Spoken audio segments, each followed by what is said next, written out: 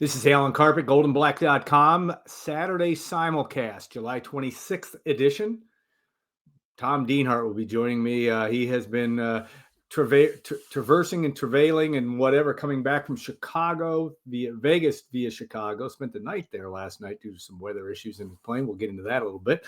But this is Saturday, GoldandBlack.com, Saturday Simulcast. Want to thank our sponsor, the Union Club Hotel, Boiler Up Bar, 811 Bistro, that Boilermaker, Boiler Prime restaurant, of course, at the Pete Dye Clubhouse.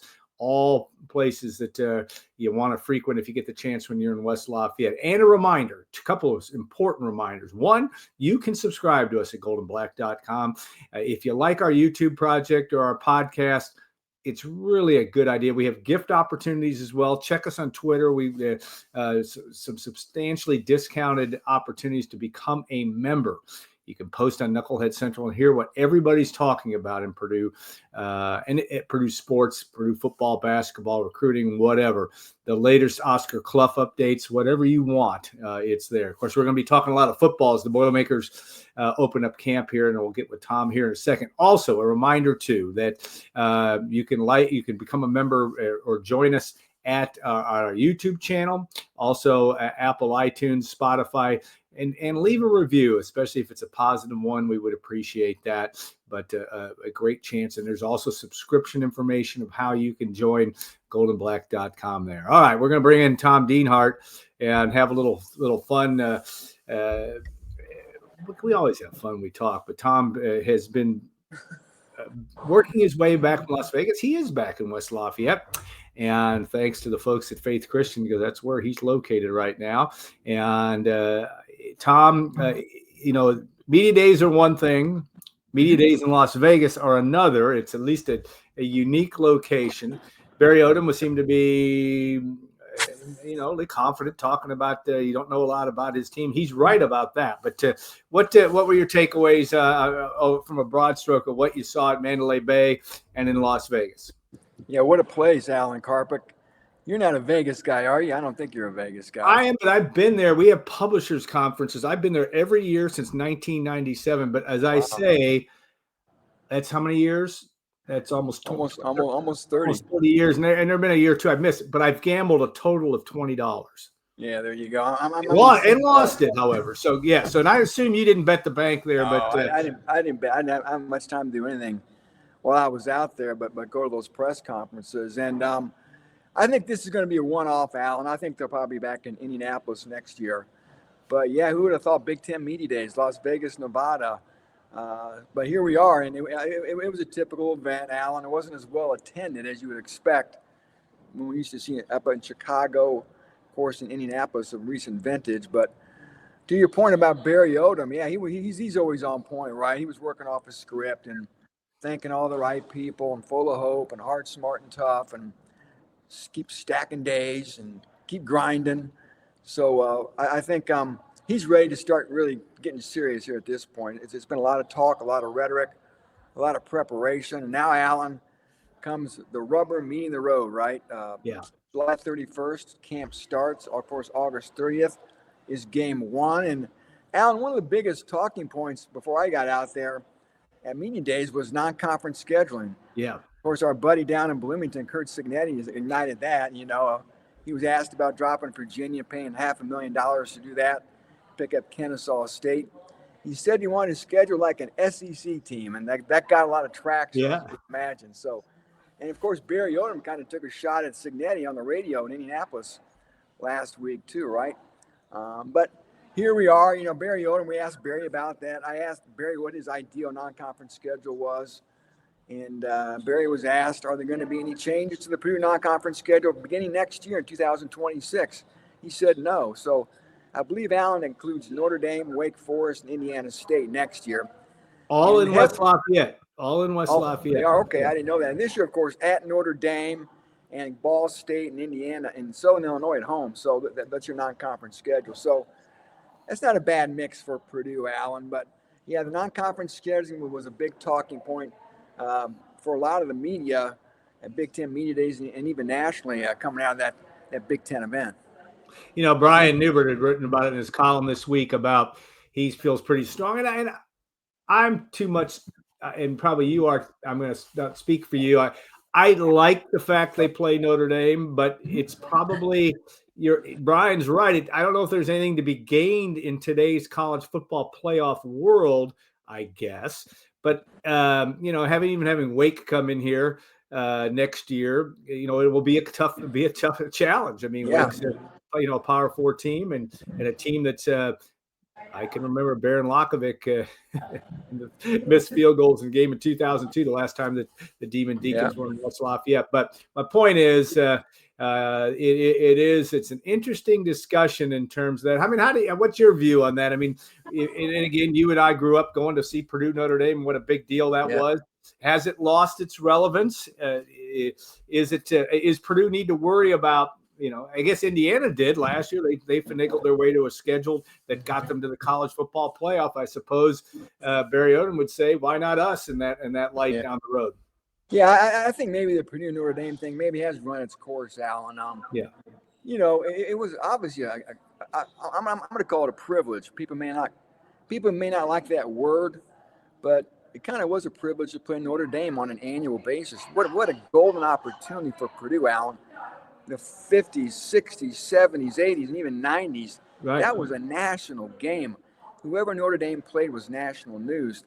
And you were standing in a big spotlight, right? And Purdue took advantage of that by pulling some big upsets that you and I both have seen over the years. But maybe those days have gone, Alan. And if it's all about making the college football playoff and your strength of schedule doesn't really matter as far as a non-conference, why bang your head, Alan? Yeah. And play in these Power 4 schools. It's great for fans. It's great for television. I love the matchups. But if you're a coach trying to make the playoff, it probably doesn't make a lot of sense. And I always think, Alan, they don't remember who you beat. They remember your record. Yeah. I mean, think back. I mean, there are hardcore fans who remember who you beat. But I look at what Bill Snyder did at Kansas State. They used to always make fun of his non-conference schedule. Well, he built them into a national power playing nobody in the non-conference. For years, Bill Mallory did it in Indiana, too. They play the easy non-conference schedule, start off, 4-0, and then all you got to do is go 2-5 or 2-6 in conference play, and you're bowl eligible. So I know Purdue's goals are higher than just making a bowl, but all about the playoff, Alan. And again, just try to schedule yourself 3 games you have a good chance to win, and then your conference schedule is going to be heavy enough to give you any strength of schedule quotient. It should be a factor in determining who makes the college football playoff. Well, and where Purdue's been, and again, it's it's an interesting dynamic. It is certainly the fan base where it's been based on last year. That in the last 2 years, you had 4 wins 2 years ago, 1 win last year in the catastrophic season. Getting used to winning is important, and having that expectation is it. I'm with you on that. I think the world has changed completely in college football when you have 12, 14, 16. How many teams we end up having in the college football playoff over time? You need to get wins, and you need to find a way to get yourself to maybe 1 or 2 conference losses if you're going to have a chance to make the college football playoff. And we laugh, we kind of half joke about Purdue. That's never going to happen, but that's not how Barry Odom's looking at this. And again, as we've all talked about, Indiana getting to where it had the schedule line up right. The Hoosiers took care of business, and they got there. And I think that's why you see where Purdue is right now. You say, no way. But I don't think that's probably the wrong way it is the wrong way to look at it, in my view, from that standpoint. All right. Barry Odom also talked about which is kind of a typical thing coaches are going to say, you don't know our team. And that's true. I mean, Tom Dienhart knows our team, Purdue's team, I should say, but it's hard to know what you're going to see. Yeah. Barry Odom's a confident guy, not an arrogant guy, at least in my view, but you got to inject confidence, and he's done this before. We've talked about that till we're blue in the face about how he positioned Vegas to a couple really good seasons, especially last year. But he did. I mean, I guess tell me what his tone was like as you were sitting there when he makes a statement like this. People are going to be. I didn't say people are going to be surprised, but they just don't know what this team is. Is that like you said? Anybody who's interacted with Coach Odom one-on-one or just heard one of his press conferences knows, like you said, Alan, he's a very confident guy, and you got to be confident. You got to have belief in yourself. You talked about his resume. I'm sure that bolsters his confidence. Why not, right? I mean, he did a good, solid job at his alma mater, Missouri, for 4 years, and then went out to UNLV after that, sent it to Arkansas as the DC, and did a great job there in Sin City in just 2 seasons, making that a team, a squad that got to 2 bowls and 2 Mountain West Conference championship games. So he knows what he's doing, Alan. And again, that's very evident in how he carries himself and how he just talks in the rhetoric that he espouses at press conferences. And you know, I've said this often, Alan. You and I talked to Barry Odom maybe a week after he was hired on a simulcast. Yep. You know, he told us then, you know, he took 50 transfer players his first year in Vegas, 50 the next year. He knows how to navigate this road. It seems chaotic. How are they going to have chemistry, Alan? How are they going to get all these new pieces to work together, to blend as a team? But he's done it, right? So again, you have to trust Barry Odom that he knows what he's doing. I think he does know what he's doing. And to your initial point, what can we expect? And I think you hit the nail on the head. We can only make educated guesses. It was hard enough, Alan Carpick, back in the 80s and 90s when these rosters were stable to really have an idea how good teams are going to be. Now, with all this annual tumult we're seeing with rosters churning, it's even more of a guesswork process trying to figure this out. So sit tight, and maybe that just adds more intrigue for everybody, Alan, to tune in to see what this team has got and to see who's who. All right, you're going to go into camp next week. A week from it would be a week from Thursday, right? July 31st, Purdue opens 31st, yep. And we've kind of made the assumption, or at least stuff I've read from you, and that's not wrong, that Ryan Brown's the guy. Is there some smoke screen there from Barry Odom? How do you view, what did he, in terms of, again, I'm looking, we all heard what Barry Odom said about quarterback, but give me some context to that. How do you view that going into camp? And he did say that he wants to have that settled as soon as possible. Every coach does. Yeah. But how do you view that? Yeah, I asked him that when we had him off stage, and because that was something that he brought up as well on a radio interview recently.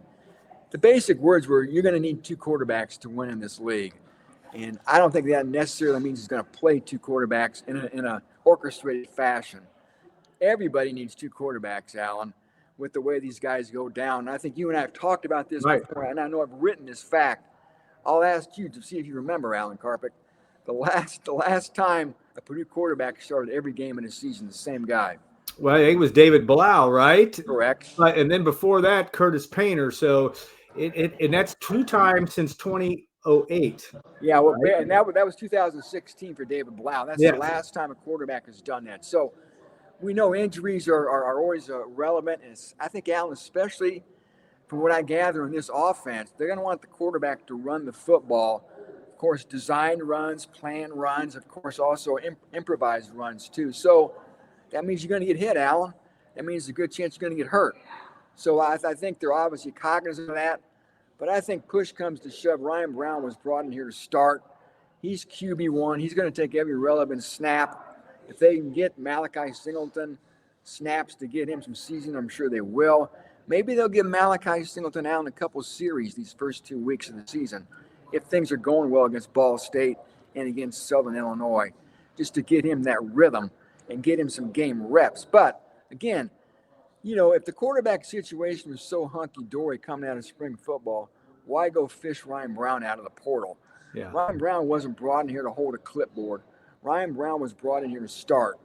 And we've talked about Ryan a lot. You know how I feel about Ryan Brown, Alan. He's a great kid. He's a player teammates like. He's a leader. He's tough. And, Alan, more importantly, on the field, we got a glimpse of what Ryan Brown can be last year, right? The Illinois game, 50-49 in overtime. He looked very good. And I think Barry Odom and Darren Hinshaw, those guys, Josh Henson, they think Ryan Brown is a good fit for what they want to do offensively.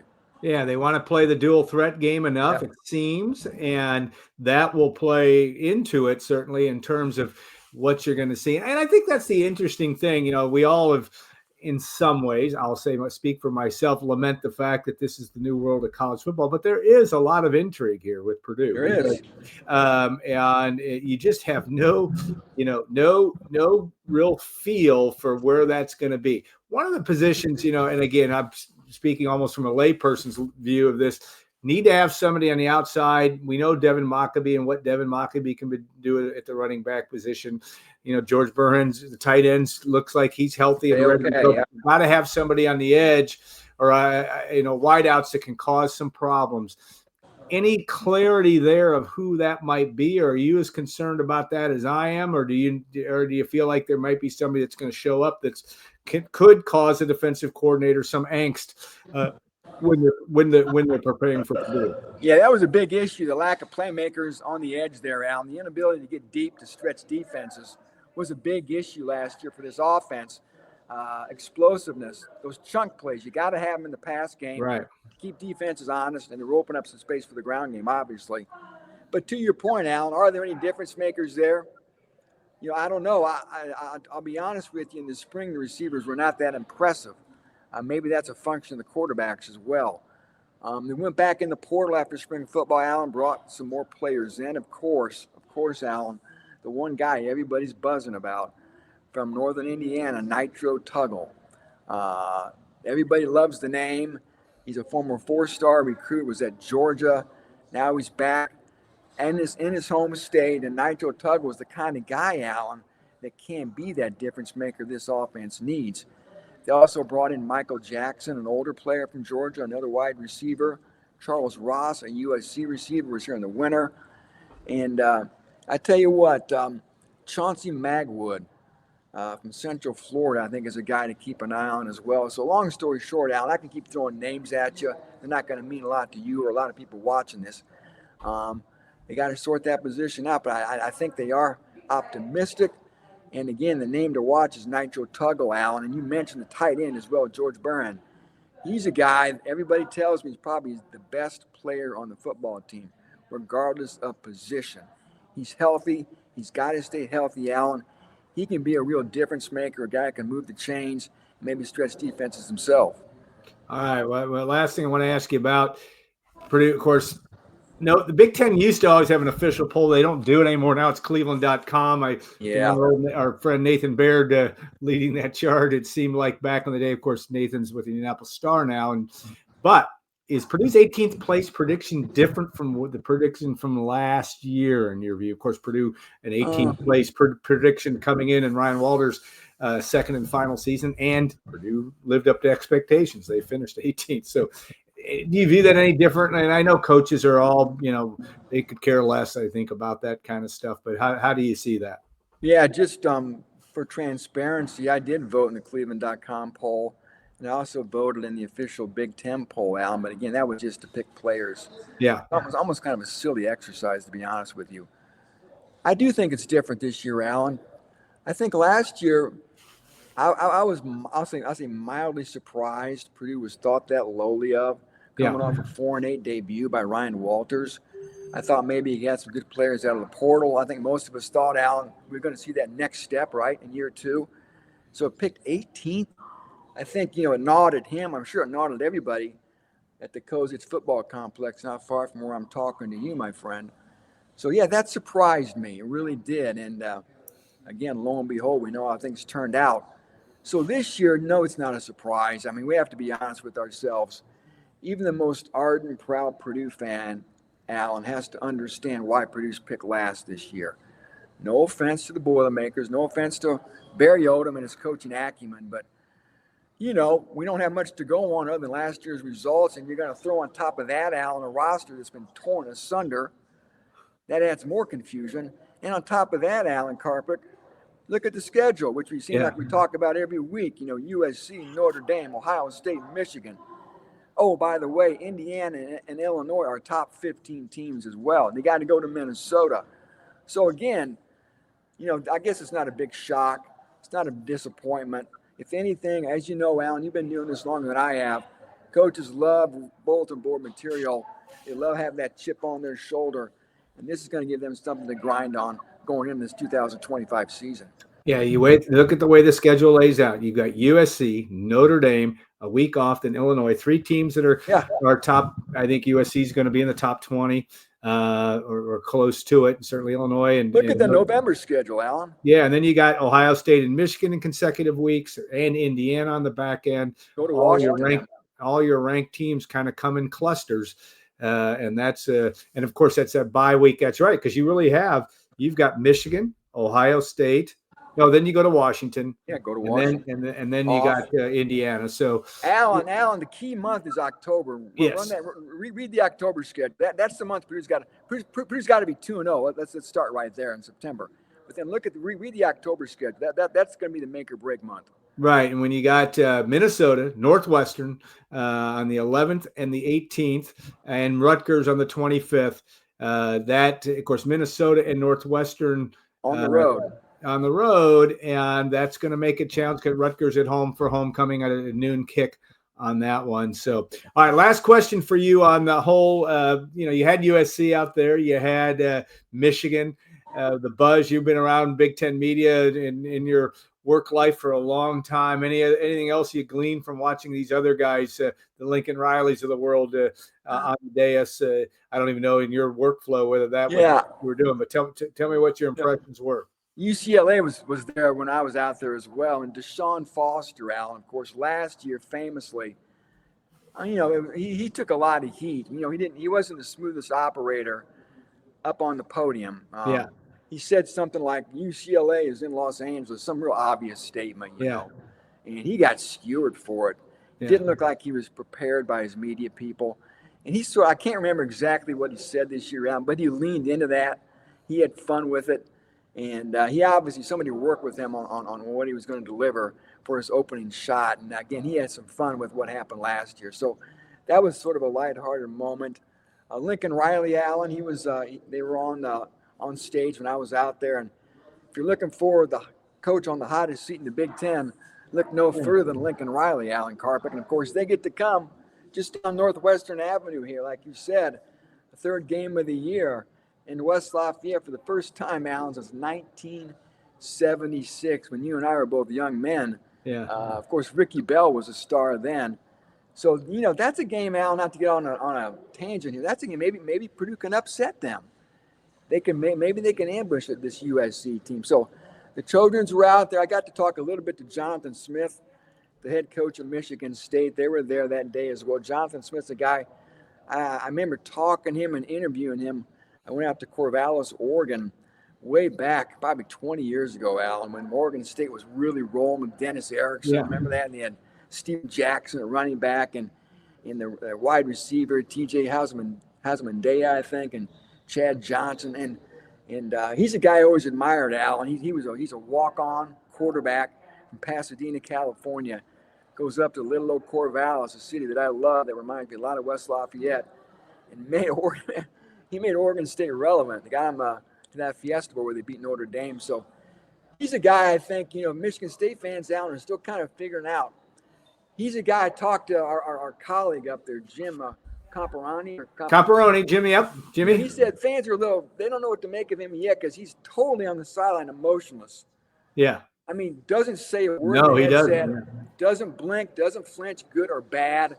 And he's got a new AD, Alan. And I'm told his buyout has dropped with this new AD here. So you're working for somebody who didn't hire you, Alan Carpick. Yeah. So that's a job that maybe, who knows, if things go sideways, maybe Jonathan leaves. If Jonathan does well, maybe Jonathan leaves. So that's something to keep an eye on too. Yeah, it'll be interesting to see. It's always interesting. Of course, Purdue will head to UCLA next year, I think, if that schedule is correct. And that will be an interesting thing as well. All right, Tom, we thank you for your efforts. And you had a delay in Chicago. Yeah, that's last flights on Southern Airways. And, I want to tell you, Alan. Well, I don't want. Yeah, I could talk to you an hour about that, but I got some nice views flying in this morning of West Lafayette. I got a picture I'll send you from the air of West Lafayette High School and Ross-Ade Stadium, and first time I've ever flown in and out of that airport at Purdue. So it was a fun experience, and just a little weather got me snagged in Chicago coming back from Vegas yesterday. No worries. I guess it's called an act of God, and And I can get mad, but it doesn't matter, does it? Yeah, you want to stay airborne. That's the key when Exactly flying, right. no matter what. Stay. And Bruce Jacobs, of course, a friend of Gold and Black, was involved with the Southern Airways group, and that will be now. I think United will be flying into to West Lafayette at Purdue. Southern Airways will end its participation in West Lafayette at the Purdue Airport on August the 5th. But yeah, I love flying those little planes because you get to see things that you don't. Yeah. As long as the weather's good. I'm down with it. I had a chance as a kid growing up going in those little Cessna 172s. Yeah. My wife still is amazed that my mom let me do that. I said it was great. It was great. So we survived. But all right, Tom. Thanks again. We'll look forward to your work leading into Purdue's first practice, which will be Thursday. Dub Jellison also will be helping out some with that. Stay tuned for that. Brian will have a lot on the site this week too, as he not wraps up, but kind of continues to evaluate July evaluation for basketball. Purdue also a big event next week that you need to know about. Of course, August 2nd will be Fan Day at Purdue football at 8:15. Is that right? 8:15 on Saturday morning, followed by the alumni basketball game in Mackey Arena. And I know Brian is going to have availability the following day. We'll get another chance to look at Oscar Clough and Omar Mayer, et cetera. I assume Mayer's going to be back. I should know that, but that'll be a fun thing too. So appreciate that, Tom. Have a great rest of your weekend. Thanks to all of you. Well, we intend to have a show next week, one form or another. We'll have some fun as we get back to our Saturday simulcast. All right, Tom. Have a good week, man. All right. Thanks to our sponsor, I should say, the Union Club Hotel, Boiler House Prime as well. We appreciate them. And again, a reminder, you can subscribe to GoldandBlack.com. Check the link down below. There's some special offers for you. And if you haven't joined, become a member of our subscriber to our YouTube channel, please consider doing that as well. So have a great weekend. And we will be back with some form of a show, we think, next week. If not, it'll be August 9th, but we'll be into camp, etc. A lot going on in the world of Purdue sports. Thanks again for joining us, and have a great rest of your weekend.